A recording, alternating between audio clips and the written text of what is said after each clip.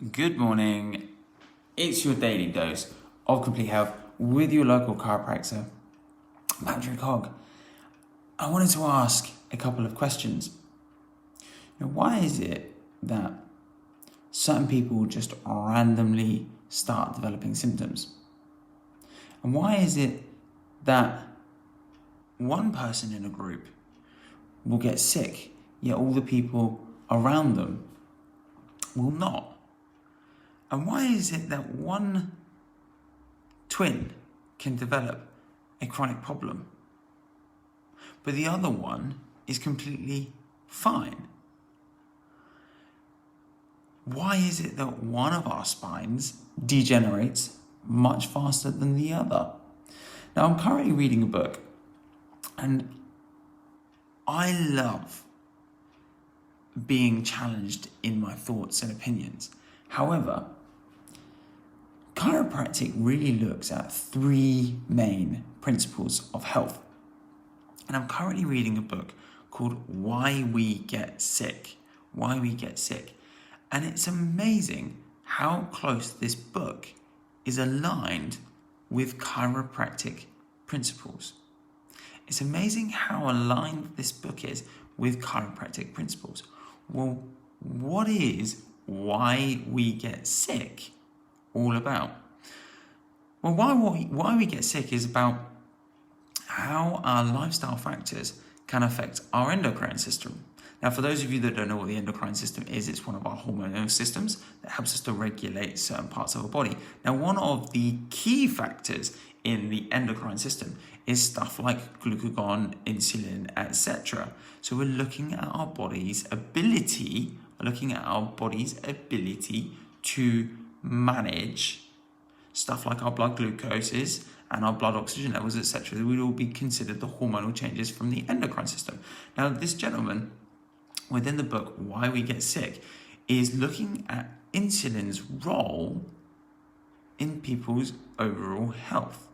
Insulin's role in overall health. Now, it's really interesting because when you speak about insulin to most people, the first thing they'll think about is diabetes, which is very, very true. However, what I'm starting to learn is that yes, insulin is a key role in the diabetes factor, but those that develop insulin resistance will start to develop risks in stuff like their nerve endings, stuff like their eyes deteriorating, stuff like chronic health conditions as far as muscle pain is concerned, joint arthritis.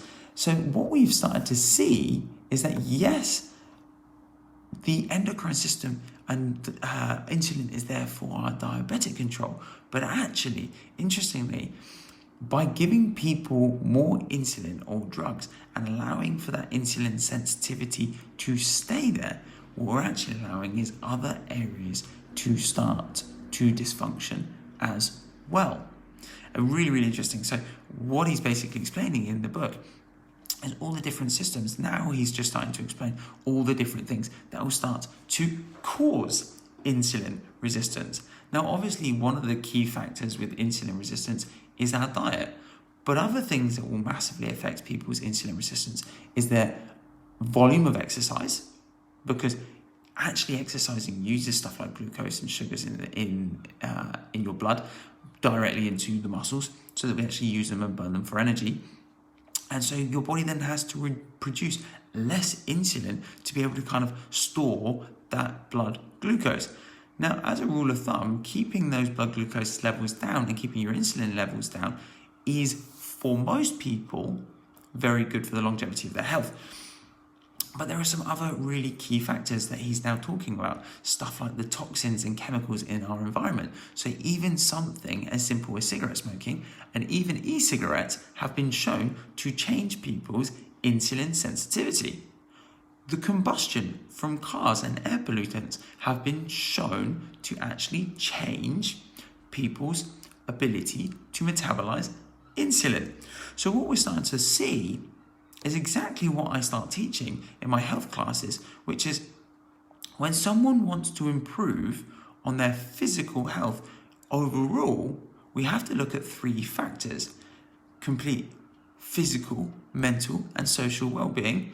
And also we have to look at chemical stuff that is going on in our environment. So when I teach my classes, I'll always go through the 3 main categories of stressors that all cause disease, which is physical stress, chemical stress, and emotional stress.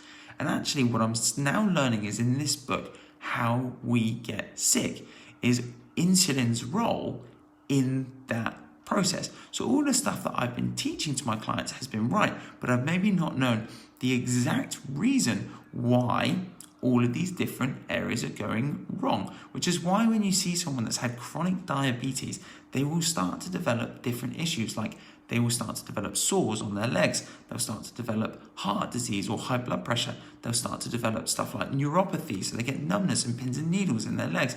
But if we can control their blood glucose and their insulin levels, we can see huge changes, which is why in type 2, we start to try and teach people how to develop things via lifestyle habits. Because and I didn't know this, by the way, what we now know is by giving type 2 diabetics insulin, we can actually make the problem worse. So there we go. By the way, if you ever want to come to one of my health classes, they are every other Wednesday. Our last one was last Wednesday, so our next one will be a week on Wednesday. These are completely free of charge to all clients. We do them at 7 o'clock on a Wednesday evening. They're here in the clinic. And I'm going to continue to keep doing those. We are going to be having some health talks for stuff like headaches and low back pain and stuff like that as well. And they'll be coming up over the next couple of months. Patrick here from Complete Health. This is your daily dose. If you guys have any questions, please send us a private message and I'll try and answer those things personally. Take care for now.